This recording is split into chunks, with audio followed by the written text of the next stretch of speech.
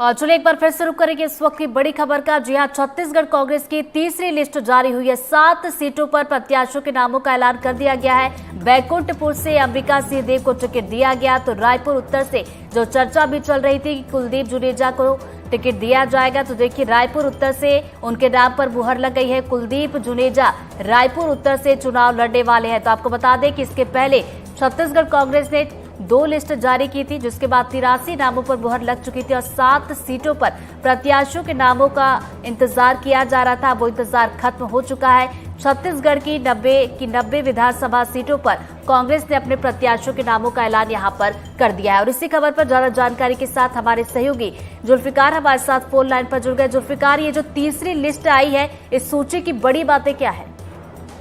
तीसरी लिस्ट की अगर बात की जाए तो इसमें बड़ी बात यह है कि 7 विधानसभा की सीटें कांग्रेस को तय करनी थी, जिसमें से मौजूदा कांग्रेस के 6 विधायक थे। तो 6 विधायकों में से 4 विधायकों की टिकट काट दी गई है और इसमें तीसरी में 7 में से 4 महिला प्रत्याशियों को मैदान में उतारा गया है। बैकुंठपुर से अंबिका सिंह देव को टिकट दी है।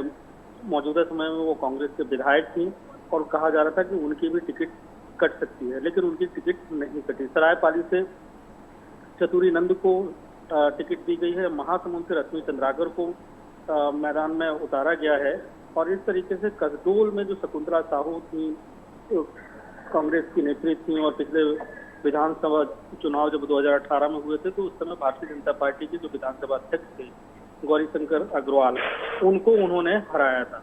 और इसके अलावा रायपुर उत्तर की अगर बात करें तो कुलदीप जुनेजा विधायक है। मौजूदा समय में इनका भी काफी विरोध हो रहा था और यही वजह है कि जितनी भी सीटें काफी मंथन के बाद दी गई हैं और कुलदीप जुनेजा को रिपीट कर दिया गया है। सिहावा से अंबिका मरकाम को टिकट दी गई है। यहाँ से कांग्रेस की लक्ष्मी ध्रुव विधायक हुआ करती थी और धमतरी से ओंकार साहू को कांग्रेस ने मैदान में उतारा है, जबकि यहाँ पर गुरमुख सिंह भोरा की बात चल रही थी और होबरा कांग्रेस के टिकट पर विधायक भी धमतरी से रह सकते हैं और ये कहा जा रहा था कि वो काफी मजबूत हैं, लेकिन ये अभी नाम ओंकार साहू का चौंकाने वाला है। तो कांग्रेस पार्टी की तीसरी सूची आने के बाद पूरी छत्तीसगढ़ की 90 विधानसभा सीटों में कांग्रेस के प्रत्याशी मैदान में उतर चुके हैं और अब कहीं पे भी बाकी नहीं है। ऐसे में अब कांग्रेस पार्टी पूरी तौर से जमीन में उतरेगी और आने वाले वक्त में कांग्रेस कोशिश करेगी कि छत्तीसगढ़ में जो नारा दिया है 75+ का वो पूरा किया जाए। लेकिन ये लिस्ट देखकर ये कहा जा सकता है कि कांग्रेस ने बहुत ही सोच समझ के, और जो कहा जा रहा था कि मौजूदा विधायक की 2022 टिकट कटेगी, तो इस लिस्ट में 4 विधायकों की टिकट काट के कांग्रेस ने एक संकेत दिया है कि कांग्रेस किसी भी हाल में छत्तीसगढ़ का चुनाव जीतना चाहती है। जुल्फिकार, देखिए रायपुर उत्तर का यहाँ पर मैं जिक्र करना चाहूंगी। जैसा कि आप भी बता रहे थे कि रायपुर उत्तर से कुलदीप जुनेजा को लेकर थोड़ी कशमकश बनी हुई थी कि क्या उनको टिकट दिया जाएगा, लेकिन देखिए एक बार दोबारा से पार्टी ने उन पर भरोसा जताया है और रायपुर उत्तर पर देखा जाए तो एक बार फिर से दिलचस्प मुकाबला यहाँ पर देखने को मिलेगा विधानसभा चुनाव में। बिल्कुल, ये कहा जा सकता है कि दिलचस्प मुकाबला होगा, लेकिन रायपुर उत्तर से कुलदीप जुनेजा हैं और कुलदीप जुनेजा का अभी जो ट्रैक रिकॉर्ड रहा है तो वो एक बार जीते और एक बार हारे, इस तरीके से था। लेकिन ये दूसरी बार जो है उनको फिर से कांग्रेस पार्टी ने भरोसा जताया है।